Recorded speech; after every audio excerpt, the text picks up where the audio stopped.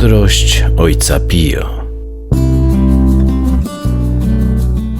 25 listopada.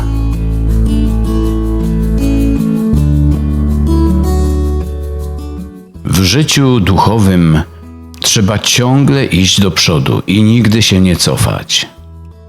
W przeciwnym razie stanie się z nami tak, jak dzieje się z łodzią, która zamiast płynąć do przodu zatrzymuje się, a wówczas wiatr ją cofa. Witajcie, witajcie! Witam was w ten piękny piątkowy dzień. Znacie powiedzenie, kto stoi w miejscu, ten się cofa? Któż by go nie znał? W tą perspektywę wpisuje się dzisiejszy cytat ojca Pio. A dla nas to kolejne wyzwanie. Ale nie takie wyzwanie, jak to co jakiś czas zdarza się obserwować w mediach społecznościowych. Zrób coś tam i fajnie, koniec. To wyzwanie, a może lepiej wezwanie czy zaproszenie jest na zawsze. Nie można przestać iść. Nie ma się co łudzić, że któregoś dnia przyjdzie taki dzień, w którym będziemy mogli powiedzieć, że już nie trzeba iść, że już osiągnęliśmy cel. Jakiś najwyższy stopień wtajemniczenia. No, chyba że przyjdzie ten dzień śmierci.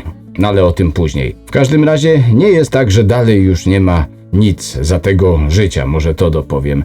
Jak w jakiejś grze. Ostatnia plansza, koniec rozgrywki.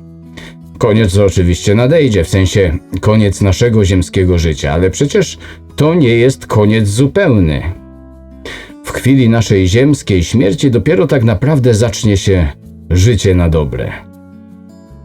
Ale póki co jesteśmy w drodze i trzeba iść zawsze do przodu, do celu.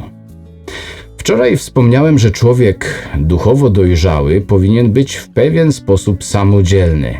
Dotyczy to również dzisiejszego zagadnienia. Chodzi o to, by nie zatrzymać się w poznawaniu i przeżywaniu wiary na etapie przygotowania do pierwszej komunii świętej, czy bierzmowania, czy jakiejś innej ważnej daty, na której często się kończy życie religijne człowieka, a także czasami chodzenie do kościoła. Dużą odpowiedzialnością powinni wykazać się na tym polu również rodzice, ale wiadomo, że różnie to z tym bywa. Bardzo ważny jest również w tej drodze sakrament bierzmowania, który nie bez powodu nazywa się sakramentem dojrzałości chrześcijańskiej. Pewnie powiecie, że i z tym różnie bywa. Ja też wiem o tym, że różnie. Młodzież traktuje to raczej jako jakiś dziwny, nie wiadomo po co, komu potrzebny kolejny punkt do zaliczenia na zasadzie jakiegoś kursu, egzaminu. I tak właściwie niewiele się zmienia. No ale nie chodzi o to, by komuś, a zwłaszcza innym, wytykać błędy, skoro samemu nie jest się od nich wolnym. Zatem trzeba iść. Przyszło mi na myśl takie porównanie życia człowieka do wędrowania, albo jeszcze lepiej do pielgrzymki, które jest takim właśnie wędrowaniem, ale dodatkowo z zabarwieniem religijnym.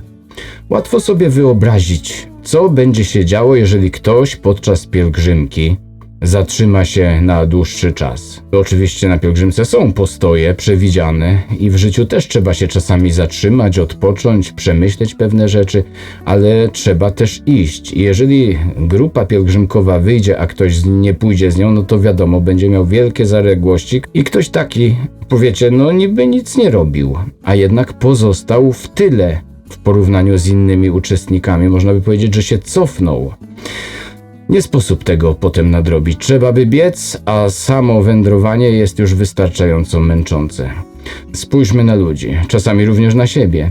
Jak długo stoją w miejscu, jeśli chodzi o wiarę? Czasami całymi latami. Nie ma czasu. Jest za to marnowanie go na czcze sprawy. Jest czas na dorabianie się, na urządzanie się, jakby człowiek miał zamiar spędzić na tej ziemi całą wieczność. Ale obserwacja świata pokazuje, że ta jedyna sprawiedliwość, jaką jest śmierć, wcześniej czy później upomni się o każdego. No dobrze, ale co ja mam robić? Jak mam iść? Bez wątpienia należy rozwijać się w cnotach. No tak, wiem, że brzmi to może nieco archaicznie i dalej nic nie wiadomo. No to może bardziej konkretnie. Można drogę rozpocząć od wyeliminowania swojej głównej wady. Przypuśćmy, że ktoś określił, że jest to lenistwo. W takiej sytuacji należy tak kształtować swoje postępowanie, aby wystrzegać się popadania w tę wadę. Można robić sobie na przykład plan dnia i potem starać się go trzymać, spisywać sobie listę rzeczy, które należy zrealizować i potem je odhaczać. Nawet jeżeli coś się nie uda, nie podsumowywać tego stwierdzeniem, że jest się do niczego i porzucić cały plan, tylko starać się dalej. I z czasem pojawią się efekty. Nawet jeżeli początkowo nie będą jakieś spektakularne, to jednak to już nie jest stanie w miejscu, lecz choćby powolne, a jednak posuwanie się do przodu. Ktoś inny może odkryć na przykład nagminne używanie słów uznanych jako wulgarne i że nie idzie to w parze z rozwojem duchowym, gdy te same usta wymawiają słowa modlitwy, a chwilę wcześniej czy później będą wypowiadały różne wulgaryzmy, więc zacznie zwracać na to uwagę. Siła przyzwyczajenia czasami okazuje się bardzo duża. Znam takich, którzy kładli przed sobą karteczkę, by im o tym przypominała. I to także jest postęp. Ktoś inny może kłamie. Nie mówię tu o jakichś wielkich sprawach i wielkich kłamstwach, no bo to wiadomo. Ale można mieć nawyk mówienia nieprawdy w błahych, niewiele znaczących sprawach. Zamiast powiedzieć, że się spóźniłem, bo wyjechałem za późno i przeprosić, ktoś powie, że był wypadek i musiał czekać. No i tak dalej. Niby nic, ale prawdy nie ma. A nie możemy zapomnieć, kto nazywany jest ojcem kłamstwa. Takie eliminowanie takiego niby prostego nawyku również może być dość trudne, ale także jest wyrazem podążania do przodu. To tylko przykłady. Takich drobiazgów może być bardzo dużo. Gdy zaczniemy sobie uświadamiać, jak wiele jest jeszcze do ukształtowania w nas, możemy się zacząć obawiać, że życia na to braknie. I słusznie, bo braknie. Jednak jest to bardziej właściwa postawa niż patrzenie ze zdziwioną miną, czego ode mnie chcą. Przecież ja nikogo nie zabiłem, nie okradłem, nie zgwałciłem, nic nie podpaliłem, więc jest w porządku. To jest właśnie stanie w miejscu, które skutkuje również tym, że ludzkie sumienie staje się szerokie, a to świadczy o jego chorobie. Wiele grzechów się tam przeciśnie i żadna kontrolka się nie zaświeci, że coś jest nie tak. To tylko takie drobne przykłady, ale są też sprawy ważniejsze, takie wyznaczniki, jak choćby regularność życia sakramentalnego, modlitwy, czytanie i rozważanie Pisma Świętego, czy jakiejś duchowej lektury, realizacji w codzienności przykazania miłości. Realizacja tego oznacza, że idzie się naprzód. Stawanie się lepszym człowiekiem oznacza, że dzisiaj się jest lepszym niż się było wczoraj, ale kolejnego dnia będzie jeszcze lepiej. W praktyce to może wychodzić różnie. Wiecie sami po sobie. Ważne więc jest życie modlitwy. Rozmowa z Bogiem nie pozwoli nam przejść do porządku dziennego nad czymś złym.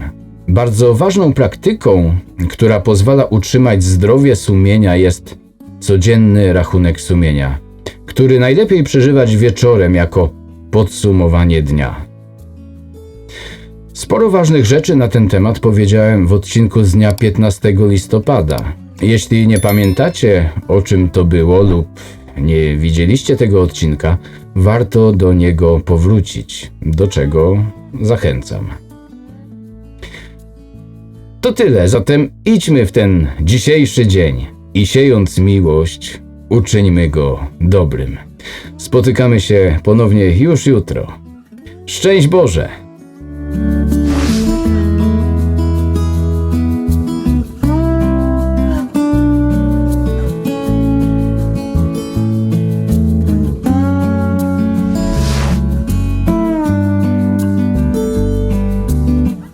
Hej, hej, hej, hej, hej, hej, hej, hej, hej. Do zobaczenia jutro.